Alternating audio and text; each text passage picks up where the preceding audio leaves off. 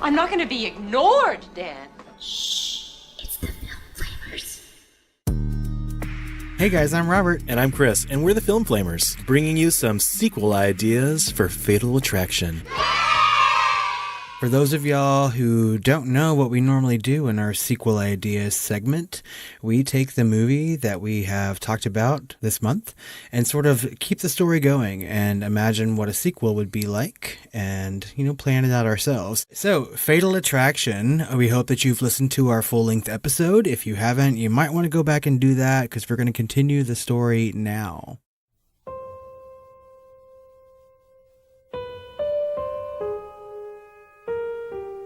Okay, so I sort of went back and forth with my sequel ideas. Originally, what I wanted to do is this. Ellen Gallagher has grown up, and she's become this, renowned rabbit veterinarian. And she's very, very happily married with children of her own.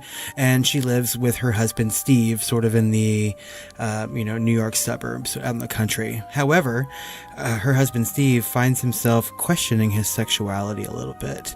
He secretly chats and flirts with men on Grindr or other, gay social media apps. And he finds himself, trading pictures, just sort of fantasizing about possible sexual encounters, right? And she knows nothing about this. When Ellen has to go out of town, similar to the original one, her husband sort of pulls up Grindr while he's having a quiet drink, and to his surprise, he sees that there's somebody 0 feet away. And the two start a conversation IRL and end up having a one-night stand, right? Some sort of anonymous sexual encounter. He doesn't even know his name. So obviously he knows less about this person than Michael Douglas does about Glenn Close in the original Fatal Attraction. I see where this is going. So at what point does he burn down the bunny farm? So Steve is sort of seemingly satisfied with the sexual encounter, as brief it is. I think maybe he starts to realize that he's made a mistake or so on and so forth, and he eventually starts to, forget about it. But the stranger does not. So he begins to learn all the details of Ellen's husband's identity, like his cell phone number, where he works, his address, their financial affairs. And Steve finally musters the courage to confront the stranger about it. He learns that the stranger has this, obsession for him, right? And has a history of doing this with other guys. And so he sort of meets people on these apps and tries to steal their identity, and all shit hits the fan, as far as the movie is concerned. Mm-hmm. However, very talented. Having thought about this, there's no way in the world this movie can be made, because it starts to have some of the problems that the original Fatal Attraction is viewed in today's lens, right? We can't really just we can't have someone. We can't make the gays look that bad. So right? what is it? Why does it need to be Ellen? Why does it need? What's the purpose of that? Does she bring anything to the table as far as her own personal experience from the first movie? No, she probably just acts like Ann Archer for the most of it. I just wanted to have some characters from the original movie to make it a sequel. Maybe she goes to her mother and asks for advice. Possibly, because she's been through a similar situation. Yeah. However, says, get a gun. Yeah, get a gun, have it ready, and have the bathtub full of water. Yep. But I can't make that sequel. I don't want to make that sequel. I think it's wrong for many, many reasons. What I really want to do, and what, I'm really, happy with, is I'm going to take Fatal Attraction itself and do sort of a reimagining, either for film or the stage. And I'm going to make a jukebox musical, right? Because the songs of Garbage really lend itself to this movie. And I think that we could do a retelling of Fatal Attraction, maybe fix some of the flaws as seen from today's societal lens, and just put it to all the songs of Garbage. So guys, look out for Fatal Attraction, the musical, subtitled Number One Crush. Or subtitled Garbage. Well, I mean, can you imagine someone playing Alex Forrest singing songs like I'm Only Happy When It Rains with that white umbrella outside before they go in to have their drink, or sitting there flicking the light of the lamp on and off while singing Number One Crush? I mean, it really works in my head. The song about medication. Yeah. Mm-hmm. See, it's there. I just have to put pen to paper and really get it out. Yeah, we need to write all our sequels, quite frankly. Really? Yeah, gold. We'd be rich. What's your sequel idea? I have some too.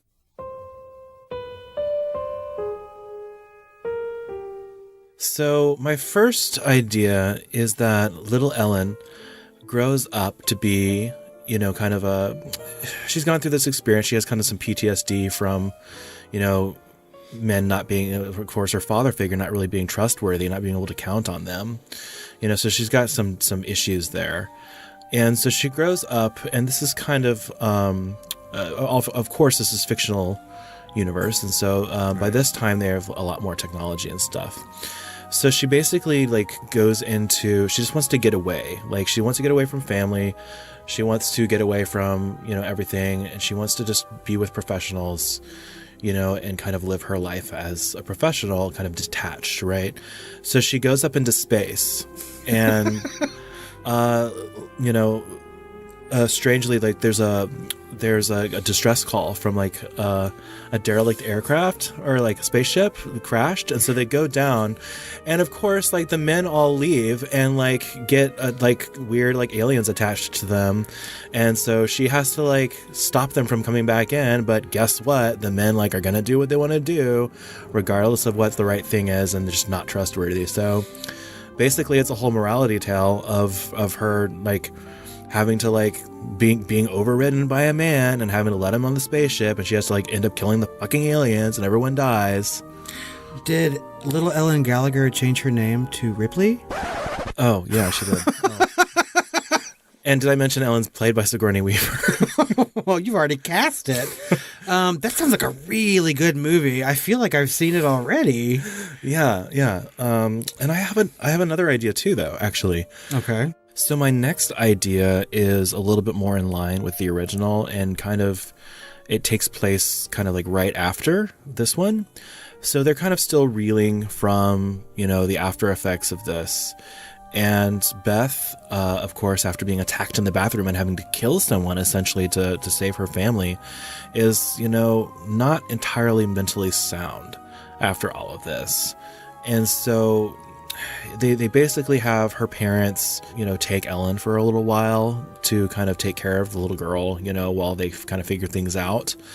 And they decide, like Michael Douglas's character Dan, of course, decides to take Beth on a vacation to kind of, you know, figure things out and have her kind of rest up and basically just kind of get some R&R and kind of have some alone time. And so they end up going to like a retreat at a hotel in Colorado. It's kind of all empty at that point, and you know, they kind of have the place to themselves, and they're having kind of this drama and stuff, and like, why did you cheat on me to begin with? Why did this happen? Now I have to deal with this. Now I've killed someone. What have you done to me? Kind of situation. And so she starts seeing things, and she starts like seeing this man that she finds very attractive. And of course, this man is saying, like, you're a free woman. You can do whatever you want. You know, he did it. Why can't you? She starts drinking.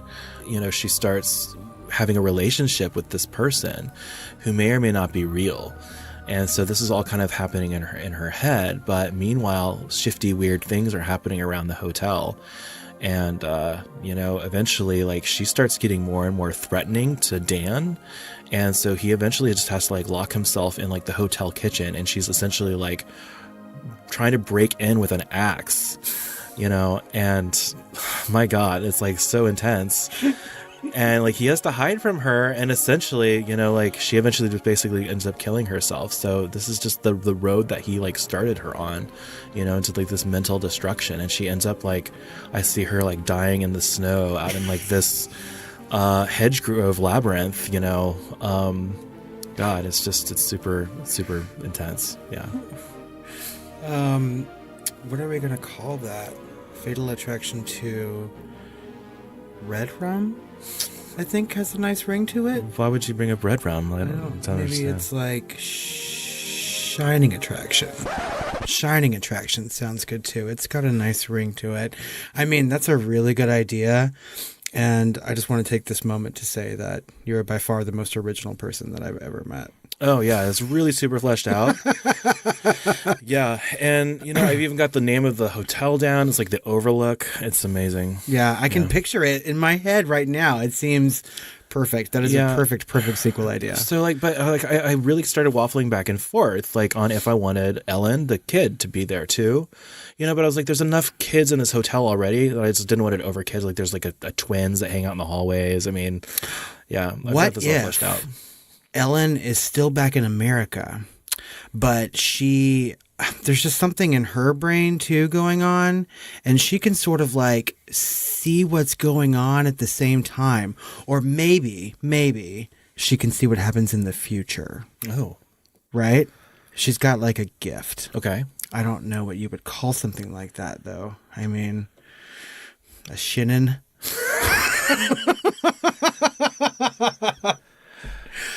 Can we make this movie but still have the music of Garbage in it?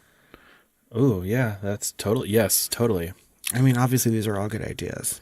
What if Ellen grows up and she is that psychic, right? And so all of a sudden, like Glenn Close's character is like talking to her and saying like, you have to like help me, like I was murdered, and everything. And there's like $4 million involved, and yeah. Is she also seeing like a psychiatrist, and she sort of like tells him that she, can see a dead Glenn Close? And, she sort of confides in him about it, but there's a twist. No, actually there's not.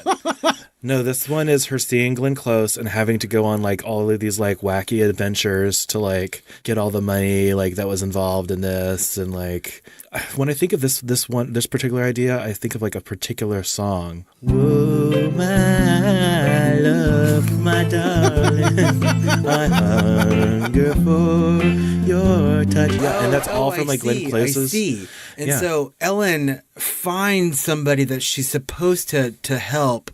And she says something like, Glenn Close, you're in danger, girl?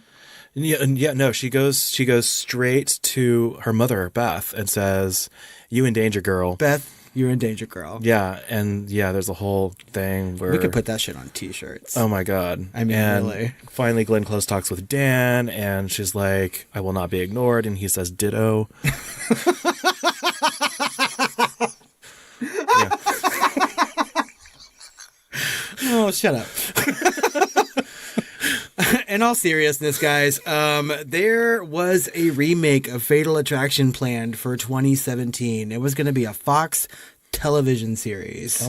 Oh, yeah. Yeah, and it was nixed. It never even got to like production as far as I know. But that just sounds like a hideous, terrible mistake, and I'm glad they didn't go through with it. I mean, there's just no way to have that sort of like story done on TV.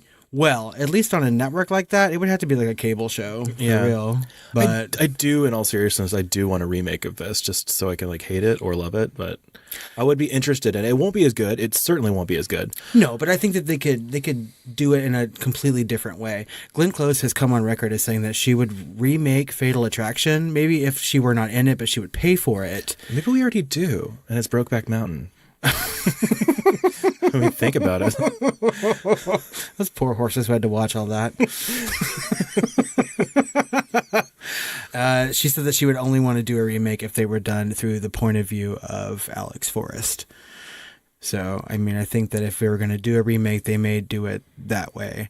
However, if they're trying to right the wrongs of the original film, or at least the way some people see it these days, I don't think that they would remake it that way. I think they would probably remake it the exact same way they did it to try to shock audiences, and it would be nothing fresh or nothing original. Right? I mean, do you agree? Well, I think they have an opportunity to really kind of focus more on the man's transgressions. They could end it the exact same way, but really kind of put it more into focus as far as what he's done to her, because we see all his reactions in the film to everything that she's doing to him, but we haven't seen really her reactions after he leaves. The camera kind of follows him. Right? It doesn't really show her reactions to being pushed against the wall or threatened or strangled nearly to death and things like that. And so it creates an opportunity to see a more even kind of perspective and make her even more sympathetic.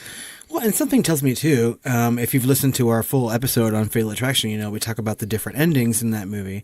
And I think if they were to remake this movie or reimagine this movie with the original ending intact, where Glenn Close kills herself and sort of frames Michael Douglas, right?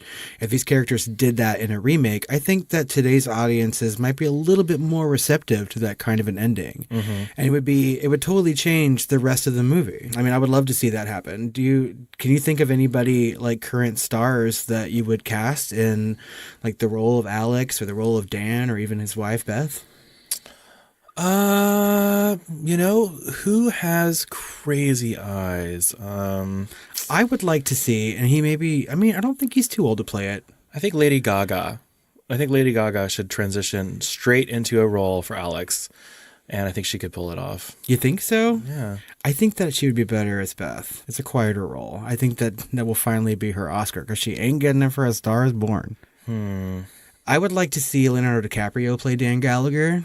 I think that would be good. I mean, because I think that most people like him, and to see him do something, bad or against type would be...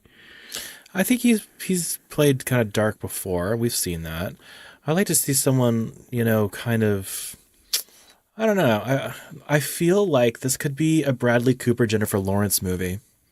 Oh my God. I'm seeing it right now in my head, actually. Right? My God, the sex scenes would be so much better than what they were in the original Fatal Attraction. But Jennifer Lawrence has kind of been down here before a little bit with, you know what I'm talking about? Oh, Silver Linings Playbook. Yeah, Silver Linings Playbook. And she did a little bit of interesting, like they both had mental health issues. Obviously. Yeah, there was some, but she proved, she's proved that she can do that, like that level of multiple layered performance. But not in such a, a really villainous kind of a role, right? So, I mean, even if they tried to make her more sympathetic, she would still have to be a little villainous, but she could totally pull that off. You're right. That's a really good casting choice. Yeah.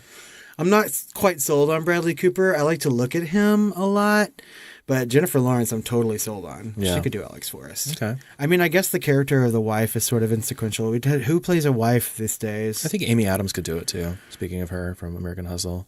Yeah.